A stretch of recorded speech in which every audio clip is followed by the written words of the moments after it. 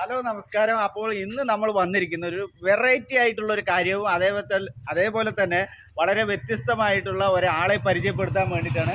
അത് വേറെ ആരുമല്ല, നമ്മളുടെ 24 ചാനലിൽ സ്ഥിരം പ്രേക്ഷകനും അതേപോലെ തന്നെ അതിൽ നിന്ന് ഇദ്ദേഹത്തിന് ഒരു ഗിഫ്റ്റ് കിട്ടിയിട്ടുണ്ട്. അത് നമ്മൾ പരിചയപ്പെടുത്താം. നമ്മുടെ സുലൈമാൻ അബ്ദുൽ ഖാദർ പറഞ്ഞിട്ടുള്ള ആൾക്കാണ്. ആ കോടയൊന്ന് നിർത്തി കൊടുക്കൂ.